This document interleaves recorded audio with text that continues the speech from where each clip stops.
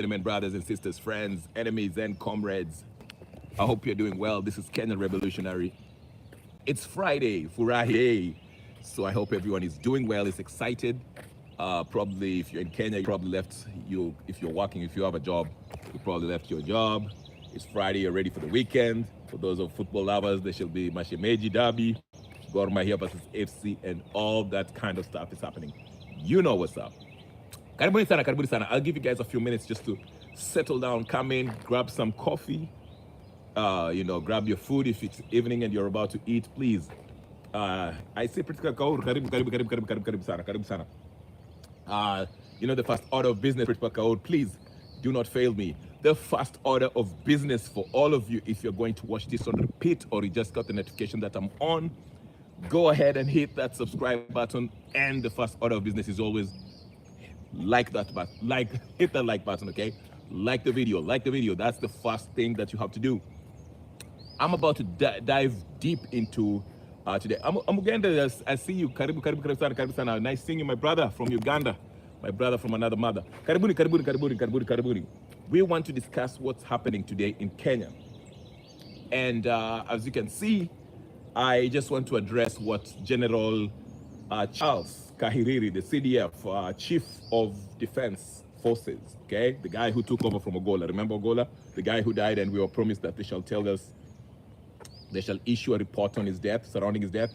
We are still waiting for it. We don't know what happened when that helicopter crashed. We shall not talk about that, but we shall talk about what his successor, who is now Kahariri, Charles Kahariri, what he said yesterday that's left a lot of Kenyans, left a bad taste in Kenyans' mouth, a lot of Kenyans' mouths, especially the Gen Zs, okay? He kind of overstepped his boundaries, okay? And people are pushing back and talking about what he said. I will talk about that. Then, ladies and gentlemen, brothers and sisters, friends, enemies and comrades, I think there's a bigger hand at play here regarding what the General Kahariri said, and also what's his name? Is it Mohammed or Ahmed, whatever his name is? The NIS chief. I think he also said something about this whole Ruto chance, okay?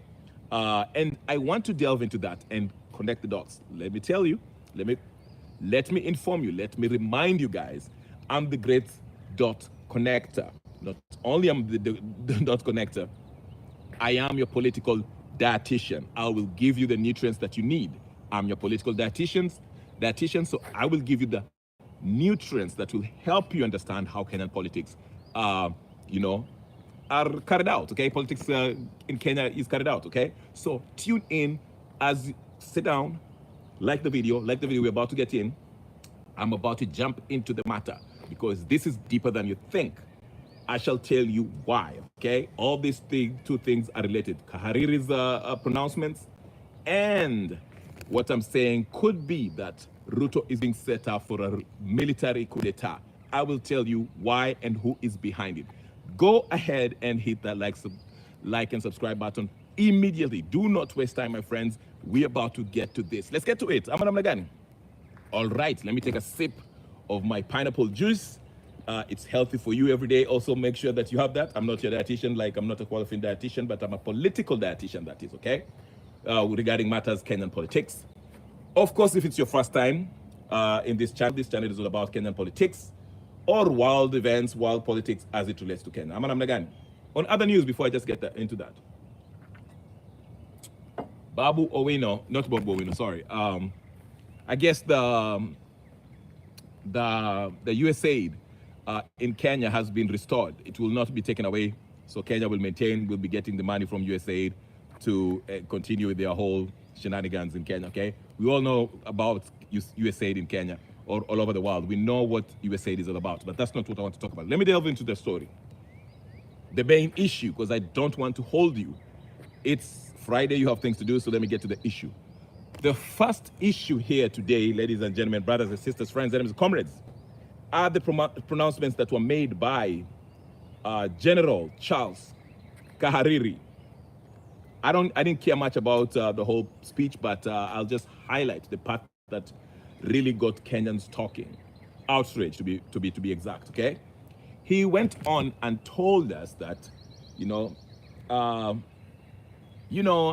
it is you. Basically, I'm just paraphrasing. He basically said that it's silly to scream "Ruto must go, Ruto must go," if you don't like your president who has been duly elected, because he said he's the head of, he's the chief of defense forces. Okay, and he will support the government of the day, the head of government, the head of state, who is Ruto. Okay, again, this really highlights the fundamental misunderstanding or miseducation, or how can I describe the basic rudimentary lack of understanding by this CDF. Okay, CDF are supposed to protect Kenyans. Okay, it's not about siding with Ruto. Yes, Ruto is your boss, but your ultimate boss, even Ruto's boss, is the Kenyan people. Okay? So for Kahariri, Charles Kahariri, General Kahariri, for him to come out and say that his job is to, support the government of the day, or, the head of state, it's correct, but it's also incorrect. The accurate thing that he should have said is, his job is to protect the Kenyan people.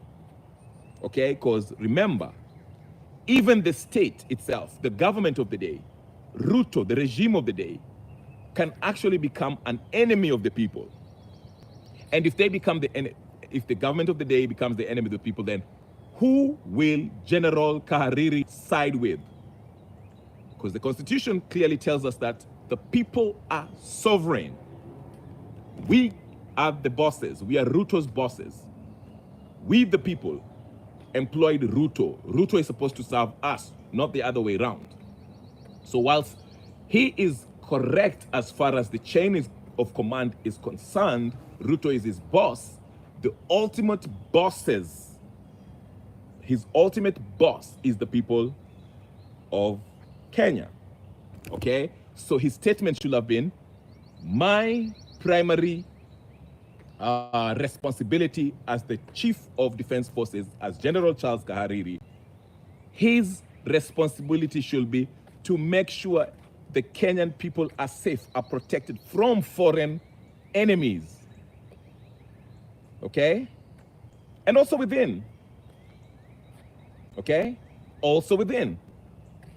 So if we have enemies within Kenya or foreign, the Kenyan armed forces can always intervene if in the interests of the people, because the people are the people who needs protection, not the individuals that have been employed by the people.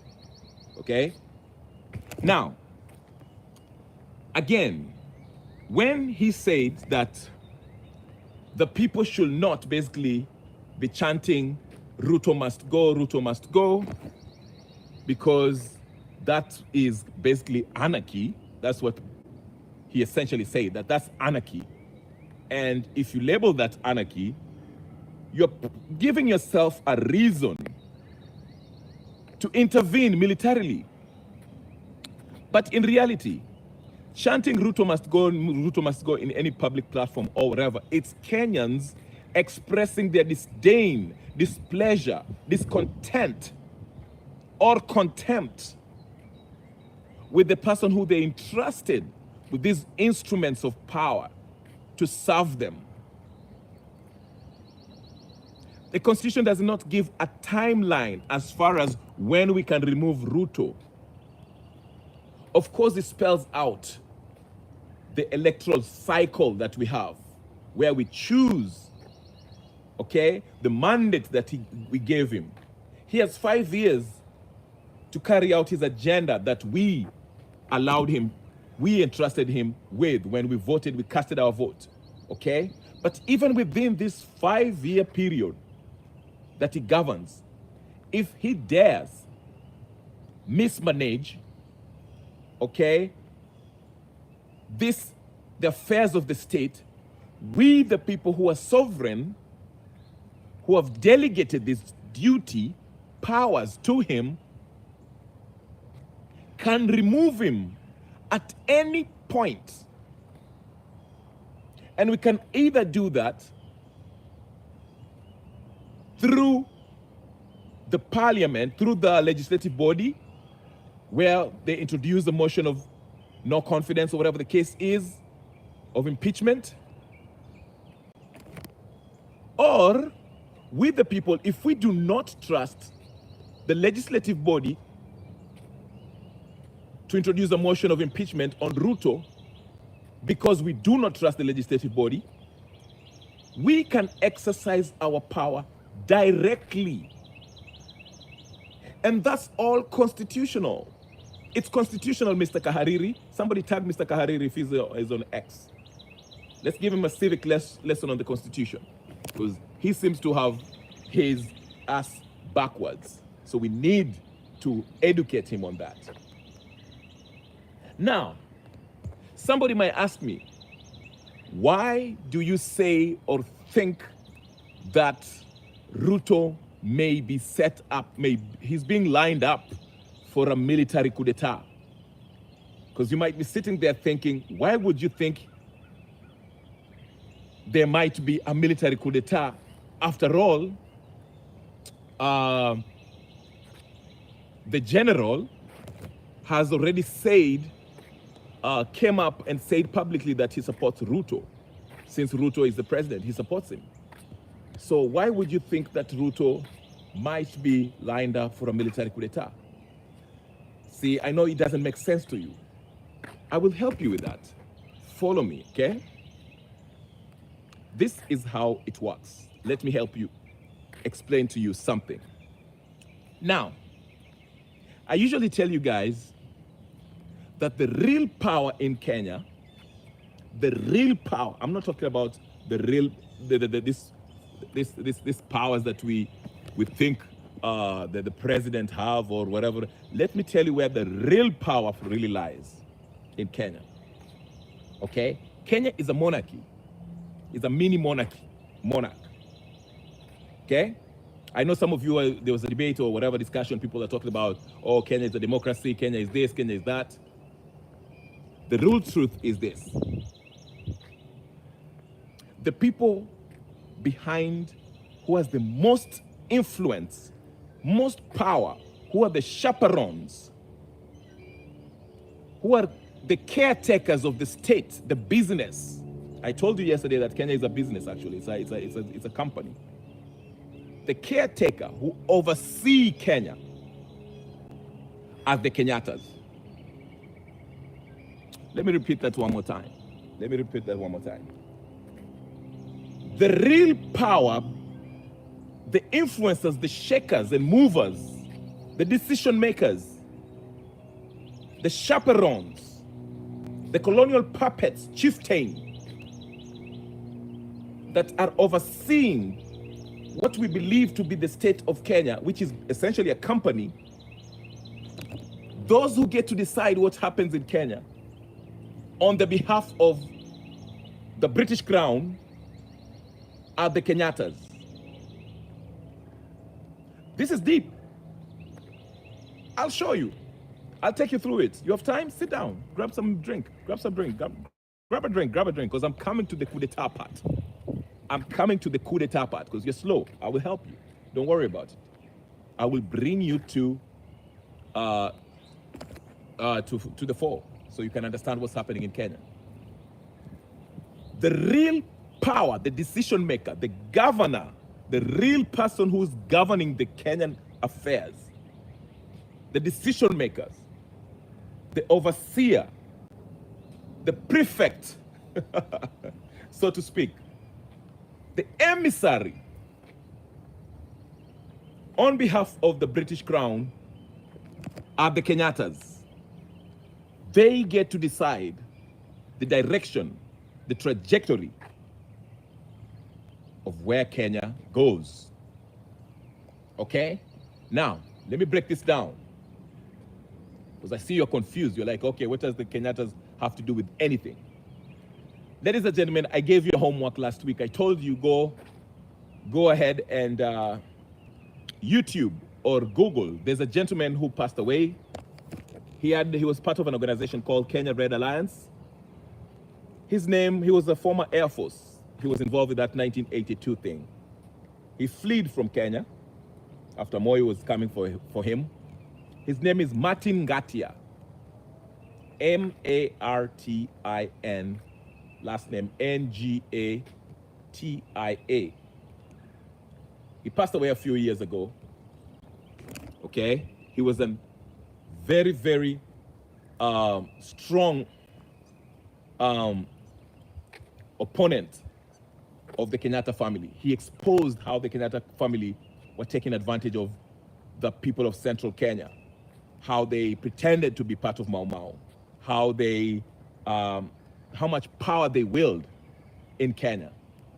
Now, the reason why I told you to go and Google him, this man explains, he's the first person who I've ever had explain, and I looked into it, the involvement of Kenyan generals in civilian politics, civilian issues. Generals should not be involved in politics. I've been saying, we know that. I don't even have to say that. I haven't been saying that, but I'm just saying that. Everybody knows that, okay? The military, generals and all the stuff are not supposed to be part of the politics. Okay? They're not. But what I'm trying to tell you, Shimariam Karibu Sana, what I'm trying to tell you is this. The military has always been involved in what? Kenyan elections. Martin Ngatia explained and named the name of the generals that were involved in 2013 election and even 2007 elections. It's not a new phenomena. It's not a new thing. I know Kenyans are waking up now because they hear Kahariri telling them, hey, this is what it is. And we are, outraged. Finally, we are getting to terms with it. This has been happening in the past elections. All the elections, all the way through since time immemorial. We just never hear about it. Okay? That's why the whole General Ogola thing is a very important issue. We need to know what really killed him. We've never had the report. We were promised 6 months from his death, we will hear the report. We haven't had anything. The report is not out there. Unless anybody knows, please tell me so I can read it here loudly and clearly so everyone can hear it. General Ogola, after Ruto, was in that interview. The KDF fantasy is gone. Seriously, no one knows. Okay. General Ogola, in that interview, President Ruto explained that General Ogola was actually on, was it Bomas Center, where when Chebukati was almost announcing the winner of the elections, this past election, 2022. General Ogola was present. Remember, General Ogola, General Ogola's, do you understand his rank in the army at that point? Okay, he wasn't the chief of the defense forces at that time, but he was a general. Okay, but General Ogola was present at Bomas wearing civilian clothes. This was the first time Kenyans had a glimpse of the involvement of top military personnel being involved in elections. You understand? That was the first time Kenyans actually got this idea. It opened people's eyes. And unfortunately, a lot of us never really queried or prodded, asked questions about what was General Ogola's role in that 2012 elections. What was he there to do? Now, here's the thing. General Ogola was not sent by Ruto in 2022 to go to Bomas. General Ogola was not sent by Ruto to go to Bomas in 2012 because the president at the time was Uhuru Muigai Kenyatta. You don't hear me. I'll try to be fast. I'll try to fast track this, but I want to go step by step so you can get the involvement of generals being involved in electoral process in Kenya, how they influence the results of who become president. I told you they've been involved since 2012. Sorry, 2007. 2007, 2013, 2017, generals have been involved. These guys, listen to me, that's why I keep on asking. Ask yourself, what was General Ogola's role at Bomas of Kenya when Chebukati was out there trying to announce the winner of the elections? Why was he there in civilian clothing? It is Uhuru Kenyatta who sent him there. Sent him here there to do because listen, General Ogola cannot go there in his own ninio. He was sent there by who? His boss, who was Uhuru Kenyatta. What was he there to do? Okay? Then, later on, okay, according to Ruto, he said, Ogola, made it very clear, confessed that he was sent there to actually influence the elections to be, go the other way. And he asked for forgiveness. So Ruto made him the CDF, breaking the whatever protocol they call it, because usually there's how they nominate the CDF, Chief of Defense Force, whether he comes from Navy or whatever, but he chose General Ogola because he felt that General Ogola came in and asked for forgiveness and he was very honest with him. So he did promote him. Few months later, General Ogola dies in a helicopter accident. And we haven't had anything about the reports on what the circumstances surrounding the death by that helicopter accident. We don't know what happened, what went wrong. We were promised 6 months, we shall have that NEO report. It has never been released to the public. Okay? Na hiyo mambo ilikufa hivyo. And the eerie thing about his death, and I've mentioned too many times, is that surprisingly or coincidentally, on the day that General Ogola, the weekend that he was being buried, Raila Odinga opted to attend the Shemeji Derby. Speaking of Shemeji Derby, Gor Mahia versus AFC Leopards, instead of going to his funeral.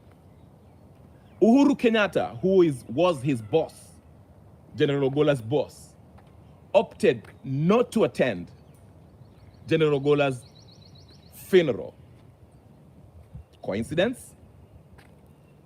Something smells fishy. Now, let me take you, Nino, because you're saying, I know you're sitting there saying, what the hell has what does that have to do with the military, possible military coup d'etat happening? Now, you've been listening, there's been rumors swirling around that the military might take off, and in Kenya, we know that rumors, okay, these people always give you an idiom. These very people, these political elites, once they want to do something, they first start it as a rumor. You heard when we were talking about Wetangula, removing Wetangula. There's rumors Wetangula tatolewa, there's rumors Wetangula tatolewa, there's rumors Wetangula tatolewa. Before we know it, the court decides Azimio are the majority and Wetangula now is technically supposed to be stepping down as a speaker, whatever the case is. Okay? We heard about Koome. Oh, Koome wants to be removed. It started as a rumor. Sindio? Before we knew it, Nelson Harvin and Abdel Nasir are working on removing Nenio and whatever. What's that guy's name from TNA? Tuju are working to remove Koome. So the rumor started that Ruto might be removed by April and the military will remove him. Now, let me tell you something. Uhuru Kenyatta this past weekend was giving a speech. I think he was attending one of the bishops or cardinals or whatever the case is, one of these clergymen who was being made a bishop or archbishop or whatever the case is. And there was something that was very, very interesting that he said. He threw a shade at Ruto. He said, how watu, I'm quoting him, not verbatim, but you can this is basically paraphrasing. Hawa watu wanafikiri ati uongozi ni kujigamba or something like that, like ni kujifanya mtu mkubwa, something like that, basically saying that some of these leaders, basically saying Ruto and his gang and his corrupt criminals that he has in his cabinet, they think that leadership is all about bigging yourself up. I'm paraphrasing what Uhuru Kenyatta said this past weekend, that hawa majamaa wanafikiri, hawa watu wanafikiri ati uongozi ni kujigamba or something like that, something of that effect. They think leadership is about bigging up yourself. Listen to me carefully. Listen to me carefully. Do you know why Eden Duale is the health minister now? Do you know Eden Duale has been moved to be a health minister? CS for health, sorry. I'll take you back. I've always said this, and I've always said this all the time when we have this mandamano and all this stuff. Remember, again, I wish I had my laptop today so I can play that clip one time.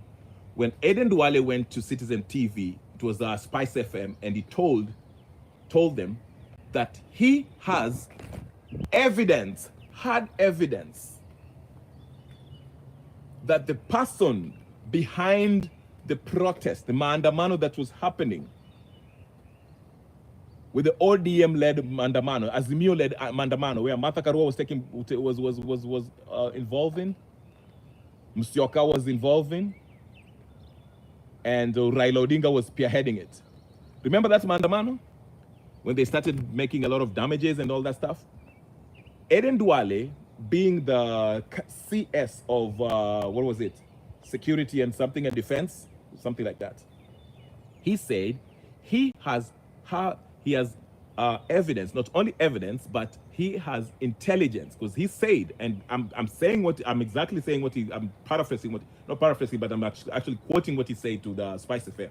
He said that he sits on the security intelligence, in the intelligence Nino, hearing every morning with Haji and the president and everybody else who's clear to receive intelligence briefings, and he can say unequivocally that the Kenyatta family are directly involved in the mandamano that is being spearheaded by the Azimio folks. My goodness, you guys are, okay. I want you to connect the dots. I'm not going to go connect. I'm just telling you these things so you can connect the dots. Okay, how this thing works. I've mentioned the General Gola. I've told you how generals, military generals have always, chini ya maji, they're always involved in every Kenyan election, electoral elections. They're used by the powers that be.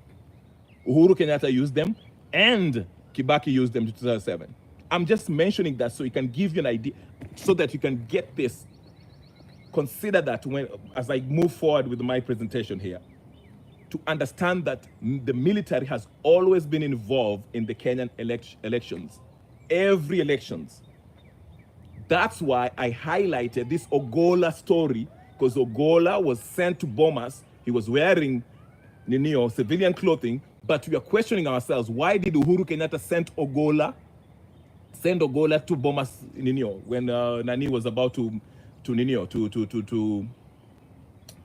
announce the winner? And 5 months after that, I mean, after Ruto promoted him, once Ruto he went and confessed, asked for forgiveness to Ruto. Ruto made him the CDF. And after that, a few months later, Ogola is dead. And we still don't have a report to that. I'm just explaining to you how these people are involved. The military are involved. As much as Kahariri wants to tell us that the military is apolitical, they are very much politicized. Now, so here it is. I've told you, Uhuru Kenyatta sent Ogola. Ogola dies. Uhuru Kenyatta doesn't go to his funeral. Raila doesn't go to his funeral. Okay? Aden Duale, as the CS of Eternal Security, or whatever the case is, of defense, he tells the Kenyan people through Spice FM that he receives intelligence every day. And he has intelligence and information that the Kenyatta family are involved, are bankrolling the ODM Azimio maandamano. That's why I ask you guys, who is really behind Gen Z? I'll post that, pack that there, put a mental note on that. But listen. Hold on.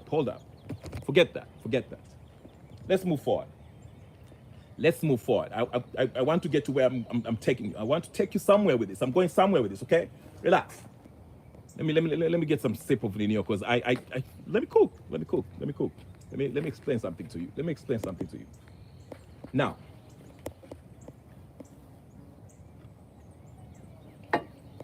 pineapple juice, this is good for you. If you have it somewhere, just go get it. It's good for your health. Put the like button, like the video, because I'm taking you to New York. Now, Raila Odinga, let me tell you something. Raila Odinga, one thing that he leverages to get those red carpets and to become a co-president is that he has a fanatic following. He has great grassroots mobilizers that he can use to cause enough disruptions to force the president of the day to, give him throw him some bone, wampatie chakula. Okay? And this is the role that Raila Odinga plays. Okay? I told you, once Raila Odinga went to AU, okay, and failed, that was a payment scheme. But let's move forward. Raila Odinga comes back to Kenya. I want you to think about it. Think about it. Think of what? Think about it. He comes into Mombasa, right? And gives Ruto a huge high five once he arrives in Mombasa, okay? And then, they signed some documents. I think that was the MOU bullcrap. Basically, probably something that says, Raila will be in government, and legally, Mwangi, what is that? There's something Mwangi. Is there something Mwangi? Raila's lawyer, family lawyer, something Mwangi. He usually works with that Mwangi guy. This Mwangi guy is the same guy that when Raila went to meet Uhuru Kenyatta, Raila went with that Mwangi guy who is his personal lawyer and his daughter to meet Uhuru Kenyatta in order to, to sign the handshake deal. Because you have to put in writing. That way somebody does not renege, you can take them to court, okay? So Raila comes back from AU, meets this guy, Ruto, in Mombasa. But there's somebody else who he met that day while he was in Mombasa, Kilifi somewhere, Watamu. You guys remember that. I talked about it here, okay? He meets a close confidant of who? Of Uhuru Kenyatta, Muigai Kenyatta. David Murade. David Murade. You remember that? That's the other person Raila met. Now, let me explain something to you very quickly. Ruto is basically toothless. Raila and Uhuru has made Ruto toothless. Ruto has no power at all as we are talking right now. Let me explain something to you, because Ruto, it seems like when he got power, Ruto wanted to usurp all the powers of the state and loot, make him as rich as possible because he wants power. But listen to me, he wasn't sticking to the script. And like I told you, the head honcho who represents the British Crown who own Kenya, which is a private company owned by the British Empire.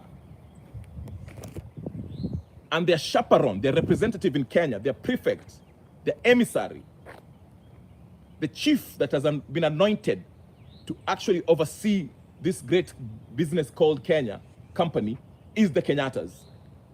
That's why the buck stops with the Kenyattas, okay? So Ruto was at odds with the Kenyattas, but Ruto, being a sketchy individual, very, very, very neo, slipped and won the elections. But Ruto's power has been cut. He's powerless.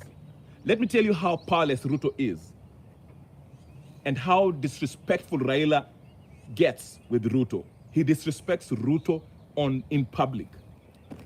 Raila Odinga tells the public that it is Ruto who came to him. Listen to me. Ruto came to him, not him going to Ruto. Listen. Oh my goodness, you guys don't even, you don't get it. You don't get it. Ruto goes to Raila. Basically, he's saying Ruto came begging me to come help him. Listen to me. I'll get there. I'll explain what that statement means. Number two. Raila, when that young man was, they were attending that funeral in Machakos, I think, if I'm not wrong. After Macharia talked or whatever, that you knew. Raila told that man that I cannot join Gachagua because I've always won elections. Why should I join Gachagua? Then here, this is how he disrespected Ruto again. He said, during Moi days, Moi was brutal. But he said, this guy, using this analogy of a lion, the lion ni kibogolo, the lion hana meno. The lion has no kucha and does not have teeth. Basically describing Ruto's regime. Ruto has no bite and cannot scratch you because the lion represents Ruto's regime, Ruto and his regime. He's saying Ruto hana makucha na ni kibogoyo. Basically saying that Ruto is powerless. Ruto has no power. I don't know if you guys got that.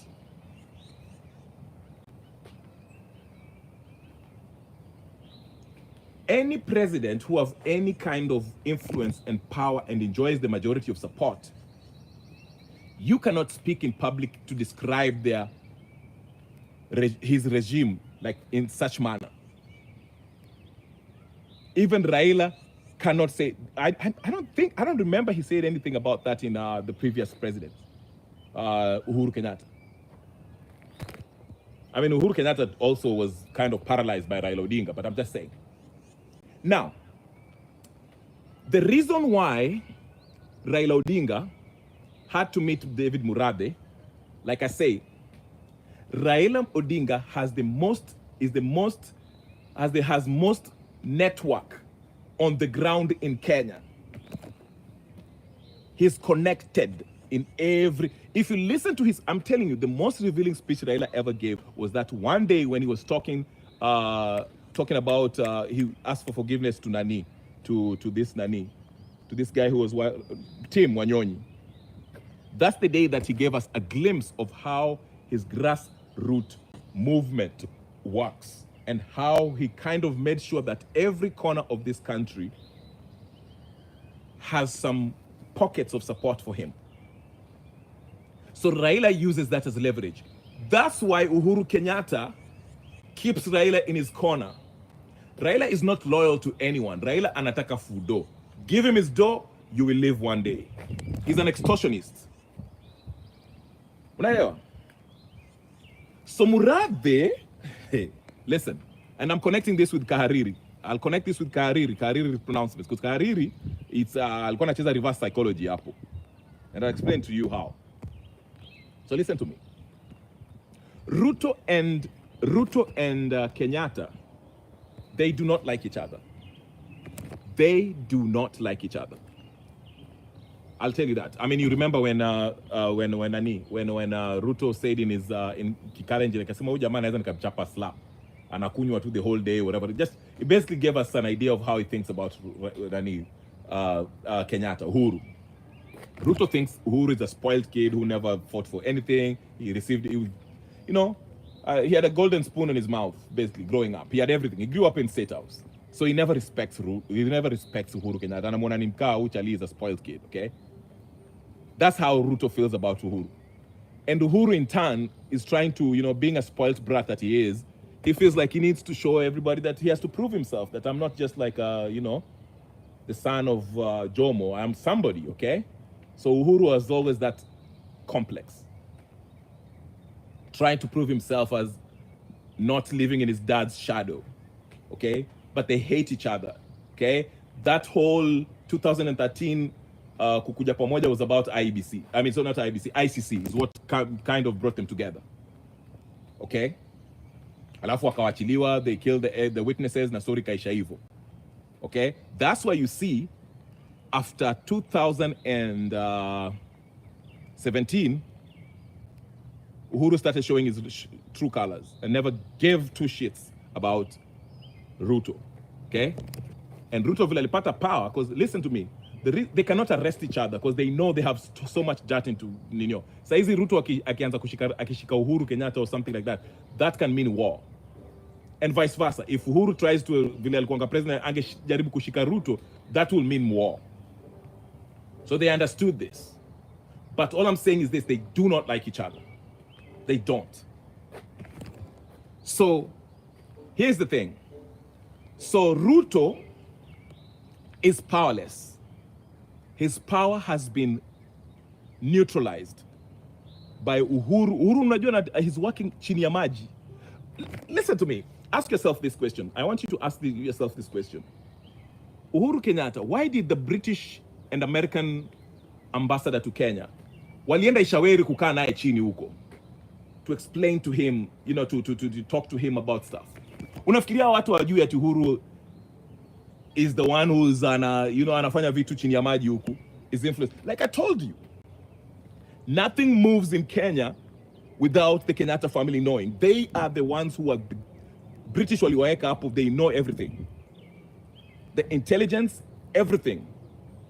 Now, if you look at all Kahariri and all the generals, the top generals, the military is very, very composed of two main tribes, the Kalenjin and Kikuyus. I'll tell you why. Because after 1982 coup d'etat, there was a concerted effort to make sure that majority of Luos who are in the military do not rise up the rank, because they fear how watu wanaweza kubadilisha serikali after what happened with Moi. So the first thing when Nani aliingia, when Kibaki came in 2002, he promoted a lot of military folks, generals, who are also eating with him. Remember that story about the generals who are doing the business ya makaa uko Kismayo, uko Somali? Remember that? Those are the guys who helped him win 2007, 2013 with Uhuru, 2017. And 2022, Uhuru tried to do the same thing using Ogola, but it didn't work. So now, this Kahariri comes and tells us that imambo ya kusema Ruto must go inafaa ifanywe kwa ninio according to ninio within limits. Basically, that was his word. Essentially trying to provoke Kenyans into saying that you cannot go in public and say these things just anyhow, saying that Ruto must go, basically, okay? But here is what's going to happen. So niliwaambia about that rumor thing that happens, that rumors become true. Kenya, before something happens, inaanzanga na kama rumor. Now, and what we've been hearing in the ground is that there's a huge maandamano being planned that is coming. There's a huge angoa, repeat after me, there's a huge what? Maandamano that is coming. There's a huge maandamano that is coming very soon. Inakuja. Now that maandamano is not going to be Occupy Parliament or whatever the case. They are over that. This time it's going to be Occupy State House. Wacha niwaambie. Wacha nikunywe niyo. Like the video. That maandamano will be Occupy State House. Now, maandamano will be massive. Let me take you back before I even continue. I want you to go find Mark Masai. I think he said he has a show called Sema Box or Bonga Box or whatever the case, something box. He was hosting Okiom Tata. And Okiya Mtata described what happened in June 25th last year.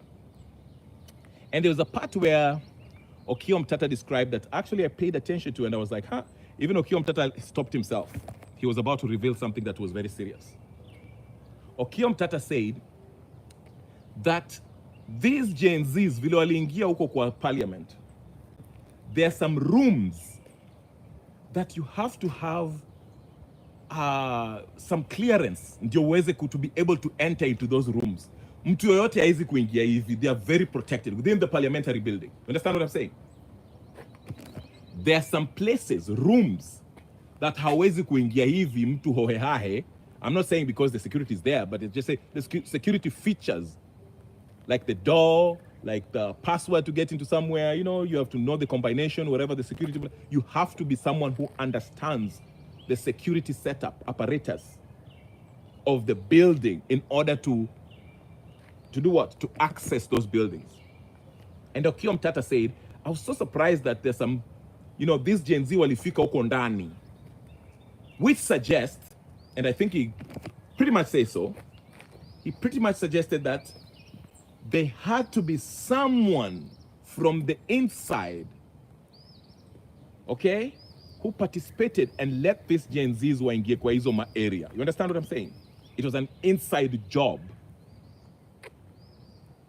Oh Lord, I don't know if you guys are getting me. Leo sijui niwaambiaje. Now, with that said, ladies and gentlemen, what I'm trying to say is this.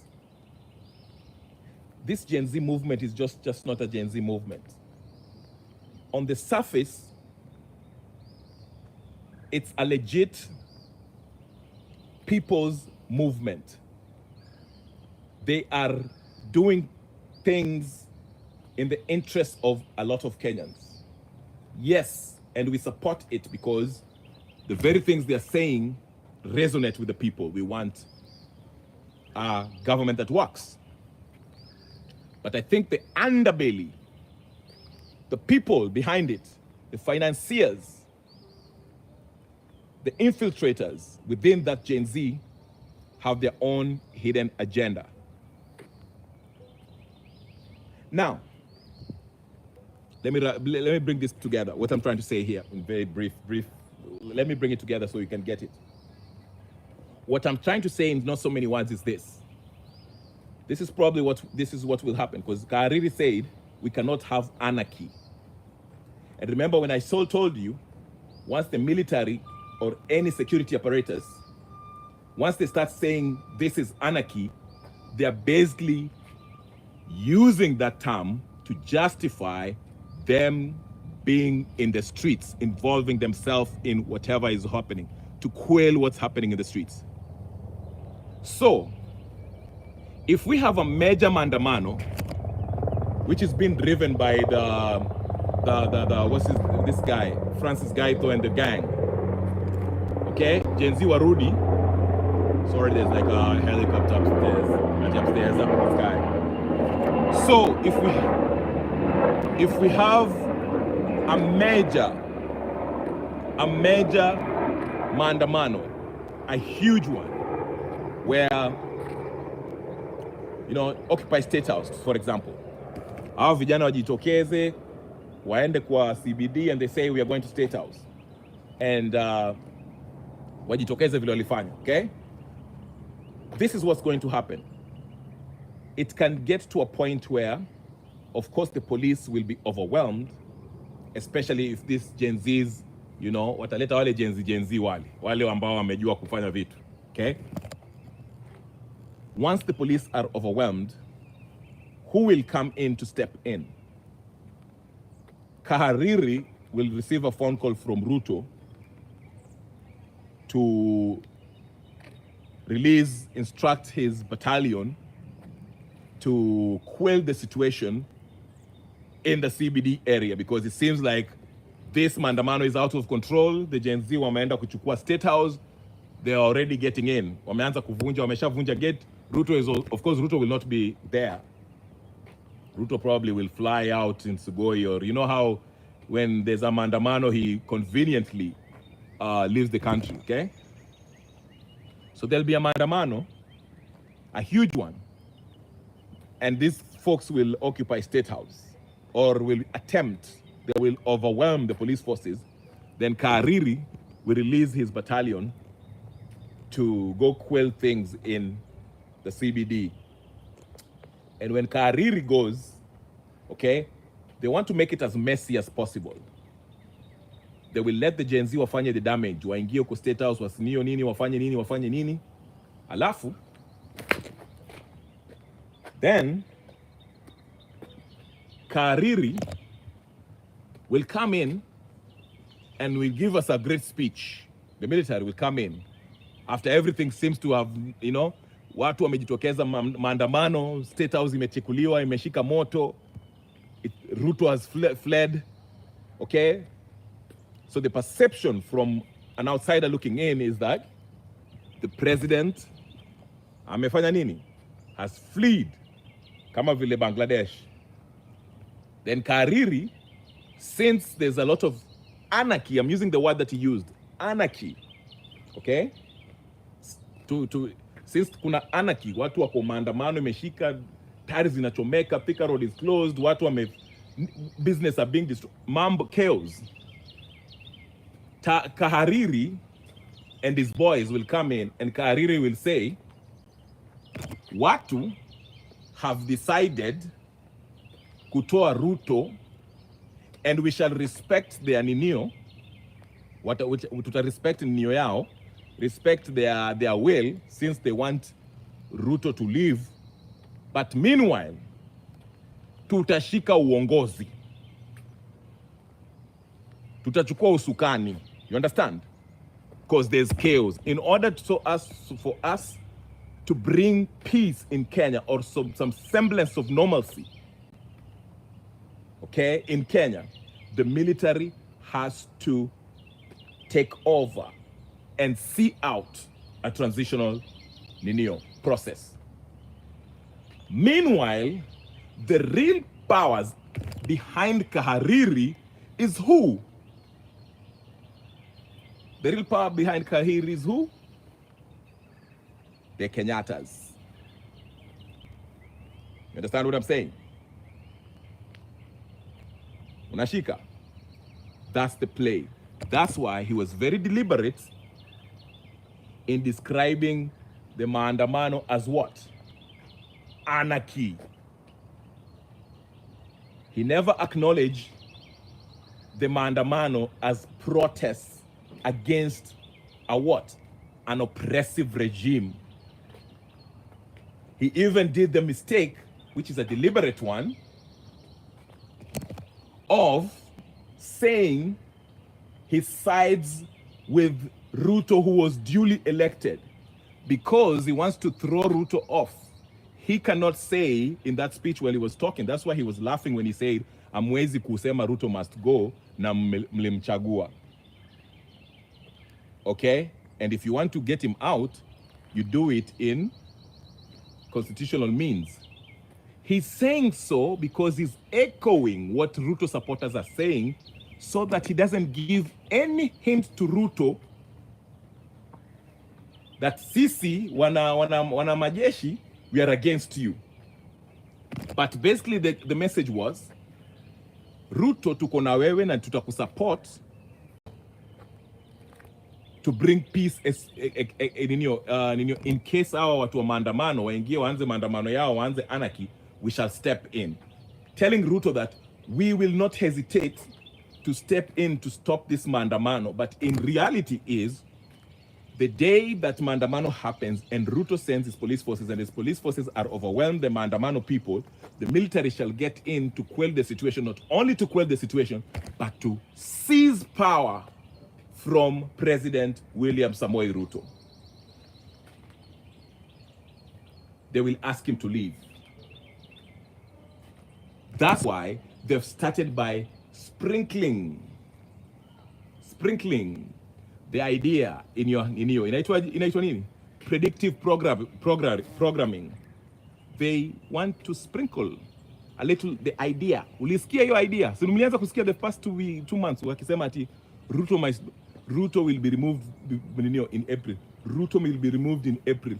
Ruto might be moving April. And then you started hearing people on X wakianza kusema nini? The military can take over. The military can take over. Unafikiri nani alikuwa na spread hizo rumors? Who was spreading those rumors? Who was spreading those rumors? The real power. The real power. Now ambia leo. And I'm not saying Ruto is a good guy. The real power lies with the Kenyattas.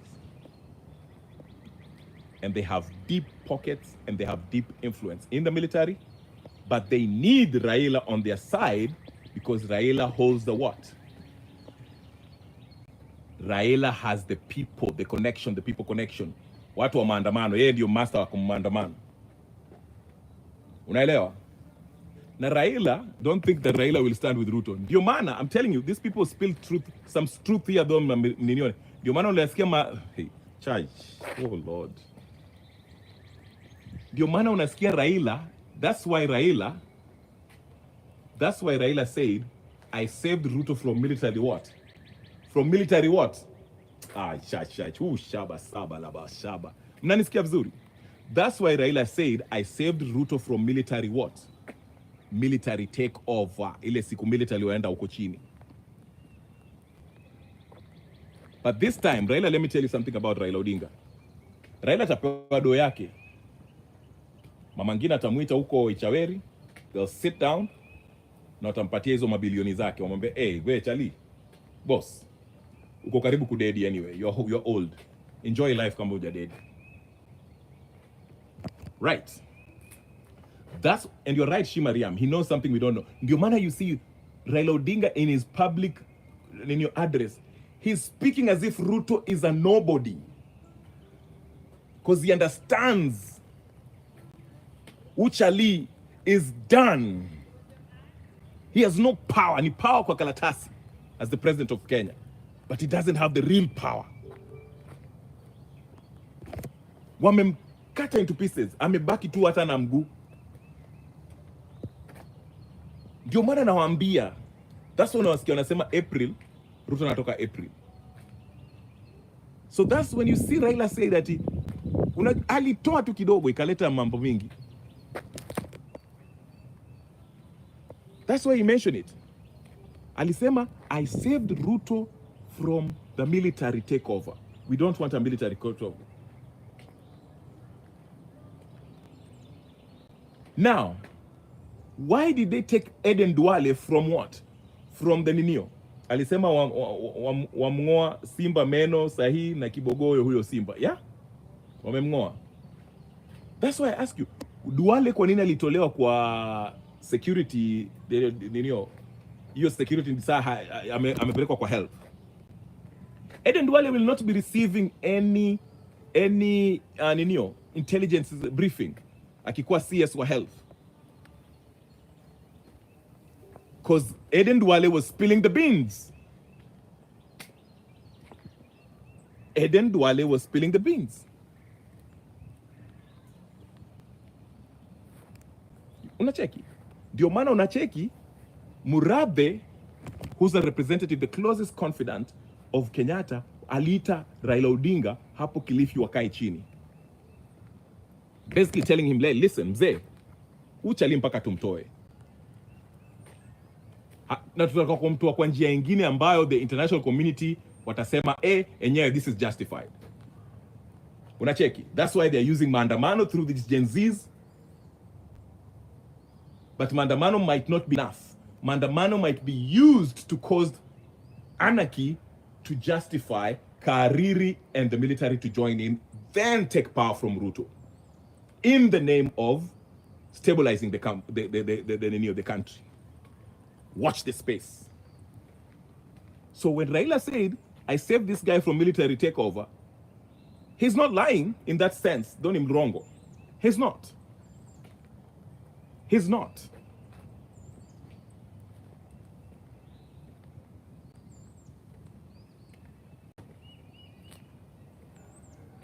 Yeah. So that's what's going on. Anyway, guys. Pineapple juice. Tafadhali, mkunywe chai. Anyway, guys, that's what's happening today. That's what I wanted to talk about this General Kahariri. So ask yourself these questions. I'll redo another video about this once I get my laptop starting. But for now, I want you to, I'll ask for a favor. Please remember the speech, and I quote Gen Z, mpiganie haki yenu, mkizubaa mali yenu itaenda. Yes? Ooh, Ishi Mariam amenikumbusha. Yes. It was Uhuru who said, remember, mpiganie haki yenu, mkizubaa mali yenu itaenda. Remember that speech? In my opinion, this is my opinion, I might be wrong. I'm a human being, I might be wrong. But in my opinion, I think Uhuru Kenyatta and the Kenyatta family are behind this Gen Z movement. I'm not saying everyone that is in Gen Z movement is bought and sold by Uhuru Kenyatta, but I think he is behind it. Because remember, even if he's financing it, haizi kuifinance tu hivyo anapatia na do hivyo anapatia wakina Kasmuel and then hapo mkapiga makele. Of course wakina Hanifa can. There's ways to do it. And our organize in a way that his money cannot be tracked. Understand? That's why, ask yourself, kwa nini Duale ametolewa kwa security hiyo nini? Duale will no longer be receiving those intelligence about this stuff. Aenda kadili na health huko. Akaibeibe pesa za SHA. Hata yeye. You see what I'm saying? Ndio maana nawaambia the real power in Kenya, the real power lies with the Kenyatas. Hao wengine tu ni ma busy bodies. Raila tu ndio akona ninio. The kitu inasaidia Raila, the only thing that helps Raila is because again, according to his speech, alianza kuplant hizo seeds, hizo networks in every part of Kenya very early on, siku za Moi.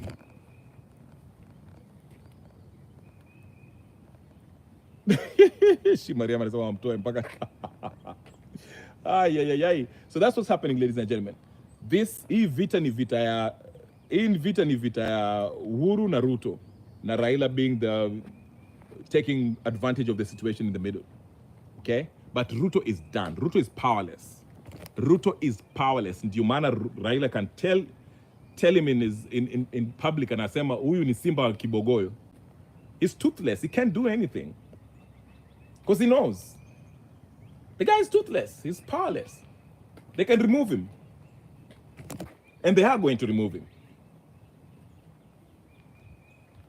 The only problem is the person who's going to take over is going to be another version of an oppressive regime. Nasikia? So anyway, guys, do me a favor. Like this video. Subscribe, share, like, comment, and do all the good stuff. So if you're going to watch this on repeat, you know the first order of business is to like the video. And subscribe if you haven't subscribed. Share, like, comment, and do all the good stuff. Please enjoy your Friday, whatever weekend, your whole weekend, and all that stuff. Maybe I might make a video tomorrow, maybe not. I might be off. But please do that. Do all that stuff, and I'll see you next time. Mama namna gani? Shout out to Shima Riam na kuona hapo, Principal Kaur, Omugendi pia, Mr. Green pia nilimwona hapo. Who else? Deep Navy, KDF Fantasy is gone now. Yeah, namuona hapo pia, Deep Navy pia. I'll get next time. Once I get my laptop running, I will get these clips and put it together so you guys can see the connection, visualize. Because I'm telling you this, it's like stories a jabba, but I'm just telling you, I want to put it on Nini and some Nizione. You can see the speeches and connect the speeches and see how these people are operating. It's actually amazing how, if you listen to what these people say, you can see what's going on the Ninio and connect the dots, of course. Babile, Mzee Kenyatta ndio mwenye inch enzi, we need to wake up, yeah. Also remember the speech of Jimmy Wanjigi after the court announced that Azimio is the majority, wakiwa na Orengo. Yeah, what did he say? Jimmy Wanjigi, I forgot. Jimmy Wanjigi says a lot of stuff. I know I usually listen to him when he talks about the money that we've spent. But yeah, ukisikia hizi speeches I say, that's when it will hit you that actually power does not lie with the Nani. And I think Ruto, the day, let me explain something to you guys before I leave. Let me explain something to you guys. The day Ruto actually realized that he does not have the power, you remember that event in KICC? If you remember that event in KICC, when they were signing the MOU with Raila Odinga, okay? If you remember that event, you will see, go play that video and watch Ruto's face in that KICC MOU between ODM and UDA. And then mkangalie sura ya nani? Sura ya Ruto. Go look at this Ruto's face that day. That is the day that it dawned on Ruto that he's actually powerless. And he knows he's on borrowed time. Yeah, I challenge you guys. Now I challenge. Go look at that video. Yes, hii juzi vile waliona wakina nani walienda hapo. Hiyo MOU, the day that the MOU was signed between UDA and ODM. Go look at Ruto's face while Raila was giving a speech. Go look at Ruto's face. He was not happy. He was deflated. The guy seemed so he was so done. Yani ni kama amejua I'm defeated. I'm just going on with this, but I'm done. Nimeisha kabisa. Wamenimaliza. I'm done. Sina power. Ni kama mtu amekuwa stripped naked. Unatembea uchi saa hata ujali. Kwa sababu hakuna kitu ukifanya ngwe watakuua, watakutoa. So unaishi tu unakiendelea na hizi maurongorongo zako. Yani basically Ruto is doing right now is PR. That's all he's doing. Ruto is he's just working on PR. That's all he has left. Kipara kimekuwa kikubwa mtumie nafasi hiyo alisisitiza sana hiyo speech mara 3. Yeah. Go look at him. The guy is done. Ndio maana it's PR. Uchali anataka kwenda Mount Kenya to just to show the public that he has some 2-3 people here who still love him. The next place he will go to Rift Valley, I think, I'm guessing, and go to Nyanza. Na atapeleka Raila pia huko Nyanza. Raila kishamaliza ninio kazi yake huko Nakir, huko Sudan. The guy is done. He has no power. Simba Kibogoyo haezi kufanya kitu. He cannot hunt. He cannot do anything. He has no power. He has no real power. When he entered, alikuwa nafikiri yeye ndio. When he entered, vile alipata usukani, he thought he was going to have the absolute power. But he was quickly reminded that he power hauna. Remember Aisha baba saba lala. Moi was a wise man. Hata kama alikuanga ninio dictator. Moi once said this. Can I quote Moi? Let me quote Moi, the most famous quote by Moi. Moi said this. Kenya ina wenyewe. You know, we were young, we didn't know what he meant. We didn't know. I'm pretty sure even some people to this day don't know what he meant. Moi alisema Kenya ina wenyewe. Marinate on that. What did he mean? That's the homework I'm giving. Now wapatia homework leo. Do that homework. What did Moi mean when he said Kenya ina wenyewe? Do that homework. Kenya ina wenyewe. For those of you who don't speak Swahili, Moi said Kenya has its owners. There's somebody who owns Kenya. Kenya has its owners. Now that's what Moi said. You do the math. Ladies and gentlemen, brothers and sisters, friends, and comrades, my name is Kenya Revolutionary, your political dietitian. I give you all the nutrients you need. You do your own research and come up with your own conclusion. I'm again. Peace and blessings. I love you all. I'll see you later. Peace.